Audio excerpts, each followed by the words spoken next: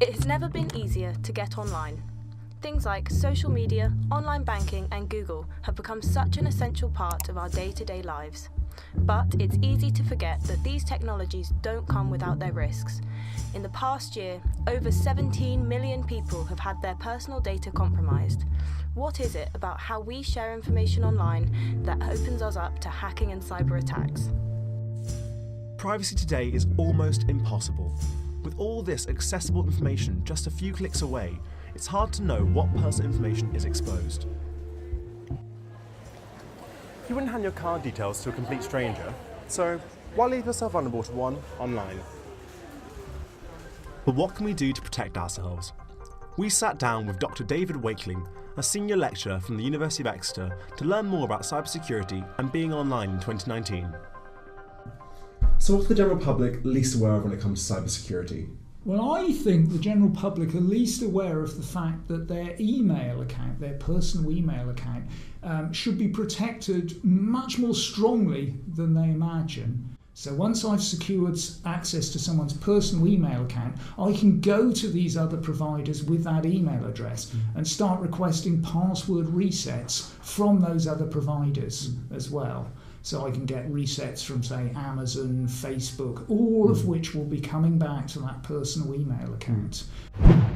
Since the technology that protects us has improved far faster than we have, attackers are increasingly targeting the general public. In fact, 95% of cybersecurity breaches are due to human error. Whenever we are online or offline, security services do as much as they can to prevent hacking, but around 1 million new malicious programs are created every day. What is the government doing to ensure our protection online, and will Brexit affect anything? Right, okay, so the government has brought in the GDPR regulations. Those came in with the European Union, so GDPR is across Europe. But nonetheless, whether we remain in the European Union in some form or whether we leave completely with Brexit, GDPR is now UK law. GDPR, the General Data Protection Regulation, was introduced last year and is merely a replacement of the outdated data protection rules from the 90s. It allows any individual, like you or me, to access what data companies hold about them and what they wish to do with it. This forces companies to be more transparent and allows you to be more in control of what data you're sharing. But what else is the government actively doing? From 2016, the government are investing almost £2 billion into cybersecurity, which will go towards strategies such as the Active Cyber Defence Programme.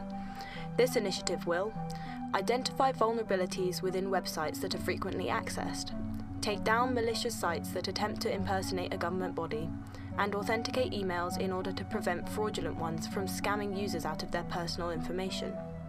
Over the last year alone, the scheme has already seen the takedown of approximately 140,000 fraudulent websites in the UK, and has reduced the overall time to detect and take down a fake government website from 42 hours to just 10 today. What advice would you give to parents who want to protect themselves and their children online?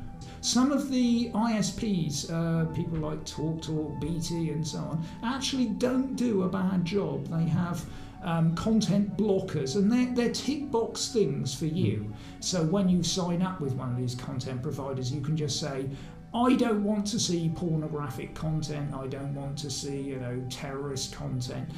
And the other standard piece of advice is that if you have children, start them off using the internet somewhere public rather than in their room. There are already a lot of privacy-enhancing technologies in place to safeguard our data. Internet service providers like BT provide internet safety options that are updated regularly to keep our data safe. Meanwhile, the government and businesses create new schemes every year to protect us further. But what can we do to protect ourselves? Some simple but effective ways to protect our data online include changing your passwords for all your accounts is one of the best things you can do. However, as Dr. Wakeling mentioned, the password to your personal email account should be the priority. Your personal email is used to sign up to most services and is where almost all your personal data is sent and password resets are requested. Once someone has access to this, they potentially have access to your whole life. Think, when did you last change your password? Now is the best time. You can use virtual private networks known as VPNs. These privacy-enhancing technologies work to secure your internet connection. Without them, your internet history may not be as private as you think. Public Wi-Fis in airports or coffee shops leave you vulnerable to attack. Anyone else using the same network can view all of your internet traffic and collect your personal information. Educating yourself on using VPNs is a really easy way to keep your data secure online. Keep your antivirus systems up to date to detect and stop malware from causing harm to your computer. Be aware of fraudulent websites and emails that exist to scam you out of your details by filling in fake logins aimed to steal your passwords. Check your privacy settings on accounts and social media, and be aware of what information you're putting online. So there you have it. It's never been easy to get online and connect, but it's important to be aware of the risks. After all, it's better to be cyber safe than cyber sorry.